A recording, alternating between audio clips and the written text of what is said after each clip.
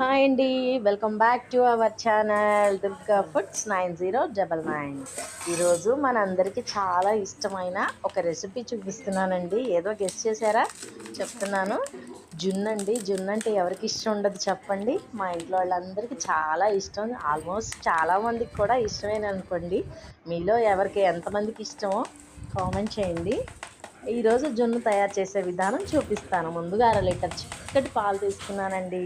చిక్కటి పాలు తీసుకొని కామధేను వారి జున్ను పౌడర్ ఉంటుంది కదా, 100 గ్రాములు, 1/2 లీటర్ పాలకి 100 గ్రాముల ప్యాకెట్ అయితే కరెక్ట్గా సరిపోతుందండి. కరెక్ట్గా సరిపోయింది. 150 గ్రాములు బెల్లం పడుతుందన్నమాట. బెల్లం కూడా తరిగాను, సన్నగా తరిగి.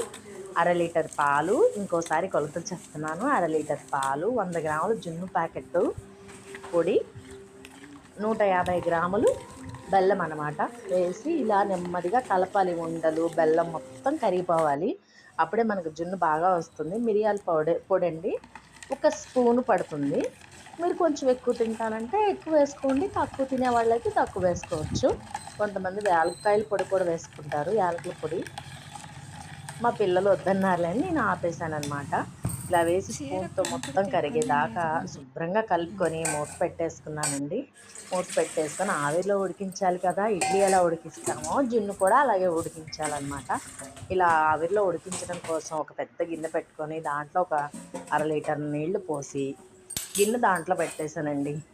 జున్ను పాల గిన్నె అలా మూత పెట్టేసుకొని మీడియం సిమ్లో, మరీ పెద్ద మంట కాదు, మరీ చిన్న మంట కాదు, మీడియం సిమ్లో పెట్టుకొని ఒక 20-22 నిమిషాలు పట్టింది నాకు జున్ను రెడీ అవ్వడానికి. సిమ్లోగా మరీ పెద్ద మంట అయితే కొంచెం త్వరగా అయ్యేదేమో. నేను ఒక 20 నిమిషాలు, 22 నిమిషాల లోపు నాకు రెడీ అయింది.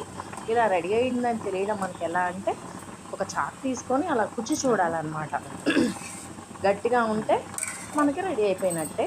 రెడీ అయిపోయిందండి. నాకు ఒక 20-22 నిమిషాలు రెడీ అయిపోయింది. రెడీ అయిపోయిన జున్ను ఇదిగోండి మీకు చూపిస్తున్నాను. చూడండి ఎంత బాగా వచ్చిందో. చాలా బాగుంది కదా. దీన్ని 1 గంట సేపు ఫ్రిడ్జ్లో పెట్టేశానండి. ఫ్రిడ్జ్లో పెడితే మనకు టేస్ట్ చాలా బాగా వస్తుంది అనమాట. వేడివేడిగా తినేవాళ్ళు కూడా తింటారు. అలా ఒకసారి తిని ఇలా ఒకసారి తినండి, మీకే టేస్ట్ తేడా తెలుస్తుంది. ఒక్కొక్కరికి ఒకలా నచ్చుతుంది కదా. ఇలా ఫ్రిడ్జ్లో పెట్టేసిన తర్వాత ఒక ప్లేట్లో వేసుకొని గిన్నె బౌర్లించేసానండి. ఇలా కరెక్ట్గా వచ్చేసింది చూడండి. బెల్లం కొంచెం అడుగున ఎక్కువగా కనిపిస్తున్నట్టుంది. ఇలా కట్ చేశాను. కేక్ పీస్ ఎలా వస్తుందో అలా వచ్చిందండి. చూడండి, మీకు వీడియోలో కనిపిస్తుంది కదా, చాలా బాగా వచ్చింది. నచ్చితే ప్లీజ్ ఒక లైక్ చేయండి, షేర్ చేయండి, సబ్స్క్రైబ్ చేయండి ప్లీజ్ ఫ్రెండ్స్. Thank you.